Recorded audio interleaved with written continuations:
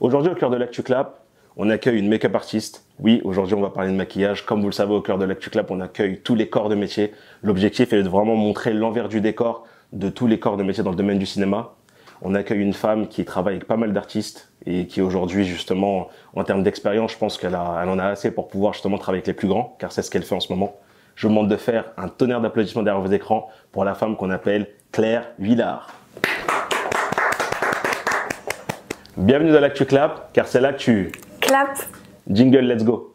We'll make it clap. We'll make it clap. Comment tu vas, Claire? Ça va super, et toi? Bah écoute, moi ça va. Comme tu le sais, je suis très content de te recevoir. Ça fait combien de temps? Plus d'un an qu'on s'était dit qu'il fallait qu'on fasse une interview. Ça fait, ouais, je pense 1 an. Après, je sais que voilà, toi, tu as préféré, entre guillemets, encore enrichir ton expérience pour pouvoir justement avoir plus de choses à dire face caméra. Donc sache que je suis content de te recevoir. Comme tu le sais, au cœur de l'Actu Clap, ça a pour but de parler justement de l'envers du décor du cinéma, tous les corps de métier. Aujourd'hui, on va parler du maquillage. Voilà, parler de ta passion, ta vocation, de ce que tu fais justement dans ton quotidien. Je sais que tu as bossé avec pas mal d'artistes. Voilà, je pense que je vais te laisser un peu te présenter pour que tu puisses me parler de ça fait combien de temps que tu es dans le domaine, avec qui tu as travaillé. D'accord, du coup je suis maquilleuse spécialisée dans l'audiovisuel principalement. Il y a aussi beaucoup de publicité, il y a aussi des covers d'albums, des shootings presse pour des artistes, il y a aussi du live de plus en plus, des ITV. Et également je suis formatrice dans une école où je donne des cours de maquillage. Oui, il y a eu beaucoup d'artistes avec lesquels j'ai travaillé, notamment Niska, il y a eu Barcola, il y a eu Joey Dotfilet, il y a eu Guy de Busbar, il y a eu Lina Mayem également. Il y a... T'as dit Eric et Ramsey tout à l'heure. Ouais, il y a Eric et Ramsey. Voilà, il y a eu pas mal de personnalités publiques. Il y a eu de l'influence, il y a eu de la musique, beaucoup. Et donc je suis très heureuse de pouvoir bosser avec des personnalités que je peux connaître et que j'écoute au quotidien. Avant de parler de ce que tu fais justement actuellement, j'aimerais commencer par la base. Qu'est-ce qui t'a donné envie de te lancer justement dans le make-up? Est-ce que ça part d'une histoire particulière ou c'est juste une vocation qui te parle depuis que t'es petite? Ça commence à partir de quel moment? J'avais pas eu vraiment de vocation. J'étais pas la fille qui aimait vraiment regarder des tutos maquillage, etc. C'est souvent un cliché. Juste, je voulais découvrir un métier artistique. Donc vraiment on utilise les mains. Et découvrir cet aspect influence, avoir des journées totalement différentes. Parce que tous les jours j'ai des journées très différentes avec des personnes différentes, des challenges différents. Donc je voulais vraiment être polyvalente. Et je sais que tout commence à Bruxelles. Oui. Est-ce que tu veux parler justement de toute cette petite partie? Oui, en fait, je suis née à Bruxelles et j'avais fait une école d'esthétique qui s'appelle la Faculté internationale de l'esthétique. Et après, je me suis spécialisée en dermato-esthétique. Donc, c'était vraiment tout ce qui était peau, traitement de peau. Et puis j'ai voulu partir en France, sauf qu'en France, les législations sont pas les mêmes. Et donc je pouvais pas exercer vraiment la dermato-esthétique pure et dure. Mais je faisais un petit peu de maquillage sur le côté, j'aimais bien. Mais c'était vraiment des petites invités pour un mariage, etc. Et je me suis dit, mais pourquoi pas développer vraiment cet aspect-là? Parce que j'aimais beaucoup, mais j'avais pas le temps en fait. J'avais un CDI, puis ça je faisais ça le week-end, etc. Et donc j'ai trouvé à Paris une école qui s'appelle le Conservatoire du maquillage, très bonne école, vraiment. Et donc c'était une année vraiment intensive où on a appris le maquillage mais dans toutes ses formes. Autant on a appris le mariage que le théâtre, que le cinéma, que les essais fixes, donc les effets spéciaux, que de la beauté, que de la mode. On a vraiment tout appris et on avait accès à des stages. D'accord. Ces stages-là, c'est super important parce que ça te permet du coup d'aller sur le terrain, de pouvoir découvrir, d'apprendre et puis de rencontrer des gens, de créer des contacts. Et en fait, les intervenants qui nous donnent les cours, c'était par module et c'est des intervenants qui sont actifs. Et il y a un intervenant pour lequel j'ai eu un vrai coup de cœur qui s'appelle Mika Arasco. Et lui, il fait beaucoup de tournages. Et j'ai vraiment... je suis tombée in love de ce milieu-là. Et je me suis dit, ok, je veux faire ça. Et je me suis donné le challenge à la fin de l'année de vraiment pouvoir exercer ce métier pleinement, de pouvoir en vivre. C'est pas toujours facile au début, ça prend du temps.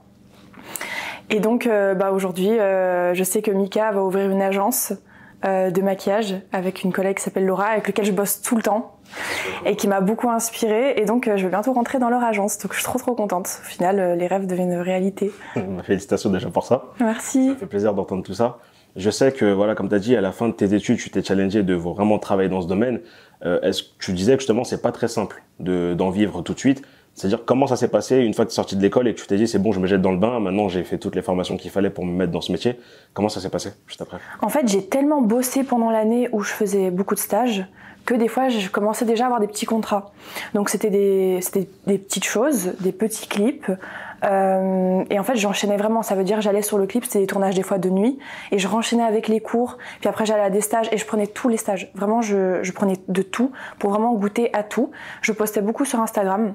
Bon, c'est des photos pas belles. Enfin voilà, au début, on n'a pas beaucoup de contenu à proposer. Et puis, j'ai pas arrêté de cesser d'y croire en fait. J'ai tout donné. J'avais pas de vie sociale, j'avais rien. J'ai vraiment fait une année à fond. Je m'entraînais, j'envoyais des photos à des maquilleurs de mes créations pour avoir leur avis. J'ai pu assister des maquilleurs également, et des maquilleuses. Et donc en fait, petit à petit, j'ai commencé à créer un petit panel de contacts. Et donc quand je suis sortie, j'ai fait pas mal aussi de collaborations pour peaufiner mon book, pour voilà, avoir un contenu à proposer et me spécialiser. Et petit à petit, on m'a rappelé. Et donc je suis toujours, enfin, je suis pas associée, mais il y a des productions avec lesquelles je travaille vraiment, enfin constamment. Et donc j'ai pu commencer à faire des artistes qui m'ont amené à d'autres artistes, qu'on m'a rappelé. Et donc là, petit à petit, ça fait toute cette carrière-là. Et puis j'ai pu également, ça c'était marrant, j'ai envoyé un message à la FIE, donc la Faculté internationale d'esthétique, et je leur ai dit voilà ce que je suis devenue, je suis à Paris, je suis maquilleuse, est-ce que vous cherchez une professeure? Et elle m'a dit bah oui, on était en train justement de chercher une professeure. Ok, let's go, on commence. Donc on a créé du coup le cours. C'est un module esthétique, vraiment c'est plus du maquillage beauté. Et là on est en train de créer un autre module qui est vraiment beaucoup plus gros et intense. On va faire autant du maquillage beauté que de l'audiovisuel, que des effets spéciaux. Vraiment ça va regrouper tout ce que je peux faire au quotidien, parce qu'à Bruxelles il n'y a pas énormément d'écoles, c'est moins tendance qu'en France ou à Paris notamment. Donc on est en train de tout mettre en place pour pouvoir vraiment transmettre toutes ces connaissances-là et pouvoir faire en sorte que la Belgique se développe dans cet univers-là. Donc ta mission, c'est ça, c'est qu'en gros que le make-up se développe énormément plus en Belgique que par rapport à la France. Ouais, parce que les écoles, etc., c'est beaucoup axé beauté, mais il y a beaucoup moins d'écoles avec des effets spéciaux, avec ce que j'ai pu vivre, avec des stages incroyables, avec autant de diversité et d'intervenants actifs, comme j'ai eu au Conservatoire du maquillage. À Bruxelles, il n'y avait pas forcément ça. D'où le fait que je suis aussi partie en France. Aujourd'hui, tu es épanouie dans ce que tu fais? Ouais, ah ouais, je suis trop heureuse. Totalement. Ouais. Totalement. Ça fait combien de temps, rappelle-moi, que tu es dans ce domaine? C'est ma 3e année. Dans cette 3e année, justement, enfin dans toutes ces années d'expérience, est-ce qu'il y a une rencontre en particulier qui t'a marqué? Parce que tout à l'heure, tu m'as dit justement que tu avais bossé avec des grands artistes. Je pense que c'est des artistes que tu écoutais ou que tu regardais quand tu étais toute petite, ou même du moins à ton âge jusqu'à aujourd'hui. Ouais. Mais ça a été quoi? Est-ce qu'il y a une rencontre qui t'a vraiment marqué? Est-ce que, enfin, tu parles plus niveau artiste que j'ai pu... Artiste, mais aussi, par exemple, parce que je te donne un exemple tout bête, c'est des fois, par exemple, on est dans le domaine du cinéma et quand tu rencontres une personne pour qui t'affectionnes son travail, le rencontrer, des fois, il y a des choses magiques qui se passent. Est-ce que toi, ça t'est arrivé ou pas du tout? Parce que franchement, t'as sorti des noms. Je pense que forcément, quand t'as dû les voir pour la première fois, ça a dû quand même... Peut-être au tout début, j'avais ce côté-là. J'avais aussi ça avec Lina Mayem, parce que je l'écoutais dans ma voiture avec mes copines et tout. Et puis quand je l'ai vue en vrai, c'est vrai que ça dégage autre chose. Elle a vraiment une prestance. C'est pas pareil de voir en vrai que sur les réseaux sociaux ou dans un clip. Mais petit à petit, en fait, je m'habitue. Ça reste, on est tous au même niveau, à la même échelle. Et le but pour moi, c'est surtout qu'ils paraissent bien à l'écran, que le projet soit bien mené, que rencontrer vraiment la personne. Voilà, je leur laisse leur intimité, et puis à force de les revoir, je peux créer des liens. Mais j'essaye, voilà, je suis vraiment au travail. Mon but est que l'image de l'artiste soit la plus impeccable possible, que les challenges du scénario sur le tournage soient respectés, que la personne se sente bien, que tout est vraiment parfait et en coordination avec tous les autres corps de métier, que ce soit la lumière, que ce soit le réal, que ce soit la DA en fait du projet. Et après, il y a une maquilleuse que j'affectionne beaucoup, avec laquelle je travaille toujours, c'est Laura Colla, qui elle a depuis 10 ans. Elle a aussi un gros parcours, elle a été dans beaucoup de domaines. Et c'est vrai que je voulais vraiment particulièrement travailler avec elle. Et aujourd'hui, je travaille avec elle, donc je suis trop contente. Voilà, elle va ouvrir son agence avec Mika. C'était 2 personnes où vraiment j'ai eu un un coup de cœur pour leur train de vie. Et je me disais, mais je veux vivre aussi ça, je veux comprendre comment ils fonctionnent. Ouais, donc je suis super contente de pouvoir travailler avec eux. Et aujourd'hui, je m'épanouis vraiment pleinement à leur côté aussi. Et c'est aussi grâce à eux. J'aimerais rebondir justement sur ce que tu as dit. Tu as parlé de l'importance que tout se passe bien sur un tournage. Moi, j'ai envie de parler de l'envers du décor, justement, que les gens ne voient pas. Parce que c'est vrai qu'on a tendance à sous-estimer, ou du moins à pas valoriser certains métiers qui restent importants sur un tournage. J'aimerais que tu me parles de ta première expérience sur un tournage. Comment ça s'est passé? Parce que je sais que des fois, avec la pression de tout le monde, les gens qui courent un peu partout, la lumière, etc. Comment toi, tu gères justement ta fonction sur un tournage? J'ai beaucoup dit tournage. En fait, comment se passe un tournage? Tout dépend de quel type de tournage c'est. En fait, chaque tournage, on va dire, va avoir son challenge. Autant il y a des choses qui vont être plus faciles, ou vraiment, par exemple, pour un artiste homme, ça va être que sa peau soit impeccable. S'il fait chaud, ça dépend de la période de l'année, les peaux vont réagir différemment. D'où le fait que faire de l'esthétique avant, c'est aussi important. Il y a l'aspect, en fait c'est de la tête aux pieds. Ça veut dire même que ses mains soient bien. Des fois il suffit qu'il y ait un plan sur un close-up main, il faut que ce soit impeccable. Et à l'inverse, tu peux avoir des challenges qui sont beaucoup plus importants, on va dire. Par exemple, j'avais un challenge où c'était une artiste féminine, c'était Lénie, et elle devait avoir un gros maquillage, vraiment, en tout cas les yeux assez charbonneux, etc. Et elle devait faire un plan séquence sous de la fausse pluie, un playback. Donc il faut que ça tienne, il faut que ce soit esthétique également, que ça ne coule pas, et il faut que ça matche tout, quoi. Enfin, voilà. Et en fait c'est des challenges qu'on peut avoir comme ça, au même titre que tu as les effets spéciaux, où il faut être raccord dans un scénario. Par exemple, quand on a fait Joe et Doigts de filet, il avait une blessure parce qu'il avait fait un accident de moto. Donc voilà, on avait bien vu avant avec le réal comment il va tomber, qu'est-ce qu'on fait, comment sont les lumières, c'est quoi le contexte, etc. Donc il y a quand même un petit peu de préparation où tu discutes en amont, voir qu'est-ce qu'il faut, combien de personnes il faut faire, est-ce qu'il y a des changements de look, parce que parfois il y a des changements de look, tout simplement, où il va avoir un maquillage plus léger, puis d'un coup on va le pousser, voir dans quel ordre on commence, le plus facile. Des fois tu peux avoir des looks beaucoup plus artistiques. En fait, il faut vraiment être polyvalent et savoir faire de tout, au même titre que dans le cinéma. Si par exemple c'est un plan sur un défilé de mode, une pièce de théâtre, mais ça reste dans le domaine audiovisuel, il faut que tu réalises un maquillage théâtre par exemple, mais dans le cas de l'audiovisuel. Enfin voilà, tu dois savoir faire de tout en fait, et t'adapter aussi à la personne. Le maquillage, ça va avoir vraiment beaucoup d'importance déjà sur un point de vue esthétique, logique, mais pas que. Il y a aussi le côté scénario. Il faut que ce soit crédible dans le scénario. Tu vas avoir des lumières qui rentrent en compte. Par exemple, à un moment donné, je devais faire un hématome. Et tu sais, les hématomes, tu peux avoir le côté mauve, le côté plus rouge, le côté plus jaune quand il vieillit, etc. Et la lumière, elle était super rouge. Donc en fait, il y avait des couleurs qui se voyaient pas. Donc tu dois connaître ta colorimétrie pour vraiment que ça se voit à l'écran. Pareil, si tu fais de la télé, c'est un tournage, mais des fois, ça va être des lumières super tamisées, très chaudes, ou à l'inverse, très bleues. Et pareil, tu adaptes le maquillage. Donc des fois, le maquillage va pas forcément être beau comme ça à vue d'œil, mais à l'écran, il va bien donner. Donc il faut vraiment connaître toutes ces spécificités-là, en fait. À travers nos échanges, comme tu sais, on s'est beaucoup parlé en privé en préparant cette interview, je me suis rendu compte qu'il y avait un aspect qui était important pour toi, c'est l'aspect humain. J'y arrive. Je sais que quand des fois t'es amené à maquiller des personnes, tu m'as parlé qu'il y avait un côté humain qu'il fallait avoir avec eux, parce que tu sais, tout dépend de s'ils sont stressés, si c'est leur premier tournage. Est-ce que tu peux me parler de cette partie-là, parce que j'ai trouvé cette partie très très intéressante. Ouais, en fait, dans le maquillage, tu as la partie technique, donc de savoir maquiller, d'adapter tes produits, ce qu'il faut faire, mais t'as une partie savoir-être qui est super importante. Et je dirais même que ce savoir-être-là, il constitue énormément, il a une énorme place dans ta prestation. Déjà, ça dépend de ce que tu fais comme type de prestation. Une prestation de mariage, ça n'a rien à voir avec une prestation clip. Et la manière dont tu vas accueillir la personne, c'est sûr qu'il y a des comportements à avoir.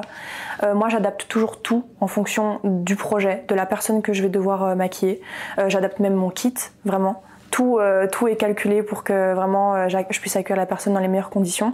En fait, la personne, elle va vraiment se livrer à toi. Déjà, c'est la première personne qu'elle va voir, on va dire, de sa journée. Ou vraiment, c'est la première étape de la journée, c'est la préparation. Donc le stylisme, la coiffure, le maquillage. Donc déjà, c'est important de savoir l'accueillir et qu'elle se sente à l'aise, elle se sente bien. C'est son moment pour qu'elle puisse après embrayer sur sa journée qui va être quand même, disons-le, stressante ou pas forcément stressante, ça dépend des projets. Mais il y a quand même un challenge derrière, elle va être filmée, etc. Donc il faut qu'elle se sente aussi à l'aise avec toi, elle va te montrer ses défauts, elle va venir entre guillemets à nu devant toi, donc toi tu vas voir ses défauts, ses cernes, ses imperfections de peau. C'est important de la mettre à l'aise et qu'après elle puisse se regarder dans le miroir, que ce soit homme ou femme, là je parle vraiment pour les deux, en se trouvant bien, et ça va lui donner cette confiance pour pouvoir aboutir à son projet. Donc cet aspect humain là il est hyper important. Et puis tu vas avoir des personnalités différentes, tu vas avoir des types de peau différents, des teintes de peau différentes. Donc c'est important de pouvoir faire des prestations vraiment pour tout le monde et d'être vraiment polyvalente avec toutes ces personnes-là. Les productions sont pas pareilles, les ambiances sont différentes. Des fois c'est des petits tournages plus famille, des fois tu vas avoir des gros plateaux. Donc c'est important vraiment d'être à disposition de la personne pour que vraiment elle se sente vraiment super bien avec toi. Et moi c'est aussi pour ça qu'on me rappelle, c'est parce que les gens se sentent bien, se sentent à l'aise. On peut même parler, se confier, comme à l'inverse, plus c'est son moment et on la laisse tranquille. Vraiment il faut que tu t'adaptes et que tu sois un peu caméléon. Et comme je t'ai dit, même mon kit, par exemple si j'ai un homme, je suis dans une prestation rap, j'ai évité de ramener mes paillettes Fenty Beauty. Je pense que c'est important aussi que la personne, elle voit que tu t'adaptes, elle va vraiment se sentir bien avec toi. Et ça, c'est aussi une question de feeling. En fait, tu constitues vraiment à l'identité de la personne. Il y a des personnes aussi, il faut se renseigner. Moi, je regarde toujours, par exemple, si j'ai une femme, je vais toujours regarder ses photos, son Instagram, ses anciens clips pour voir comment elle est maquillée, ce qu'elle aime, ce qui va la mettre plus en valeur, vraiment plein de détails, comment elle s'habille pour adapter, etc. Donc, tu as aussi beaucoup de renseignements par toi-même pour vraiment capter la personne et ce qu'elle aime, ce qu'elle fait habituellement, ce qu'elle peut-être pourrait changer aussi, faire un challenge de changer, mais tout en adaptant ce maquillage avec le scénario, la prestation en soi, enfin le tournage, la DA du projet. Donc vraiment il faut que tu te renseignes sur tout pour vraiment adapter au maximum ta prestation. Comment tu te vois dans quelques années? Qu'est-ce que tu vises dans le domaine du make-up? Ça se dit comme ça? Ouais. Qu'est-ce que tu vises dans le domaine du make-up dans quelques années? Alors moi, j'aimerais bien un jour ouvrir une école en mon nom. Je voulais éventuellement m'émanciper dans un autre pays. Pourquoi pas, je pensais Los Angeles, etc. Je voulais découvrir cet aspect-là. Donc je connais des filles qui maquillent là-bas via. Et je me suis un peu renseignée. Je pense que ça peut être une piste. Pour l'instant, je reste sur Paris. Ce que j'aimerais être aussi, c'est être un peu plus dans l'influence et pouvoir donner aussi des conférences. Par exemple, bientôt j'ai une petite conférence. Je serai là. Et oui, c'est trop chouette. Mais c'est une petite conférence, on va parler du maquillage. Donc, j'aimerais bien pouvoir faire découvrir ce métier sans forcément faire des tutos sur les réseaux. Je veux pas être dans cet aspect influenceuse beauté. Je veux peut-être faire plus découvrir ce métier-là, montrer des backstage et donc faire découvrir, faire parler, montrer, apprendre. Moi, comme je donne des formations aux élèves, je suis contente de pouvoir transmettre ce domaine-là. Et en fait, il est connu sans être connu. C'est vrai. En fait, on pense savoir, mais il y a tellement d'aspects techniques, psychologiques, de savoir-être, de produits très différents aussi, de petits détails que j'ai envie de faire découvrir et de pouvoir donner envie aux gens de se développer dans les métiers artistiques, pas forcément dans le maquillage, mais je pense qu'il y a tellement de corps de métier dans ce domaine-là, comme tu sais, qu'on peut développer. Et si tu devais donner un conseil à des personnes qui aimeraient se lancer dans ce domaine, tu leur dirais quoi? Moi, j'en ai plusieurs déjà des conseils. La première chose, c'est d'être vraiment soi-même, de trouver sa propre identité. Alors, on peut s'inspirer, il faut, pour voir un peu ce qu'il y a pas sur le marché, les types de prestations que d'autres maquilleuses peuvent faire ou maquilleurs. Mais je pense que la finalité, il faut que les gens te contactent pour toi, pour qui tu es toi. Il faut savoir s'écouter, voir ce qu'on aime le plus faire et pas aller vers un domaine parce qu'il y a plus de budget, etc. C'est une erreur que je voulais faire au début, puis au final j'ai écouté mon cœur, j'ai vu ce que j'aimais le plus faire. Donc ça, c'est important de vraiment s'écouter soi. Ensuite, ça va être de pas être dans la concurrence avec les gens. Ça veut dire que certes, on est beaucoup, Il y a beaucoup d'écoles, donc chaque année, il y a beaucoup d'élèves qui sortent, qui veulent bosser. Mais il ne faut pas être dans cette concurrence-là et dire « Ah, elle a fait ci, ah, mais… Non, il faut se dire, on est une team, on est tous dans les mêmes envies, les mêmes attentes.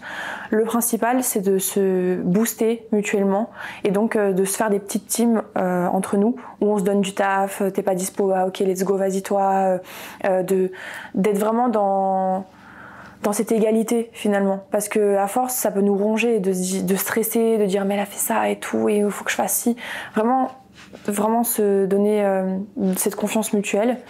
Et également au niveau des tarifs, ça c'est une erreur que on a tous faite, c'est que on rabaisse le prix pour être prise sur un projet, mais il faut pas, ça veut dire que si on te prend c'est pour toi et pas parce que t'es pas cher. Je pense qu'aussi ça peut casser les prix du marché. Et le problème c'est qu'à force de baisser les prix, mais je pense qu'il y a eu ça pour plein d'autres choses, hein, et ça équivaut pour voilà, ça équivaut pour plein de choses. C'est qu'à force, bah du coup, on prend l'habitude de prix moins cher et moins cher. Sauf que derrière, certes, on peut gagner beaucoup sur des prestations, et ça peut paraître énorme pour certaines personnes, le tarif à la journée, sauf que derrière il faut payer les produits, il y a aussi l'expertise tout simplement, il y a aussi les impôts, il y a les cotisations, voilà, je veux dire, ça prend quand même de la place et donc il faut pas rabaisser ses prix vraiment, parce qu'à force ça va trop casser les prix du marché. Bah écoute, merci à toi. Merci à toi. J'ai passé un excellent moment et puis à travers tes propos, j'en ai appris énormément sur l'aspect du maquillage et c'est vrai qu'on se rend compte de l'importance que ça a et effectivement ça a une très très grosse place. Donc merci à toi pour ça. On va continuer à suivre ton actualité comme d'habitude. On te souhaite énormément de force et de courage pour tout ce que tu vas entreprendre, parce que je sais que tu vas bâtir des très très belles choses, comme peupler justement la Belgique des artistes make-up. Et du coup on se retrouve très vite. Qu'est-ce que je raconte? La fatigue. Comme vous avez pu le voir, elle a parlé de son parcours, de l'envers du décor. On fera toujours en sorte de ramener des personnes qui parleront avec passion, parce qu'on a sorti énormément de passion et beaucoup d'humains, ce qui correspond totalement aux valeurs de l'ActuClap. On se dit à très très vite, n'hésitez pas à la suivre sur les réseaux sociaux. De toute façon, tout sera écrit, retranscrit et dit à travers toutes les vidéos qu'on partagera. Et on se dit à très très vite la famille. Prenez soin de vous. Ciao ciao. Ciao ciao.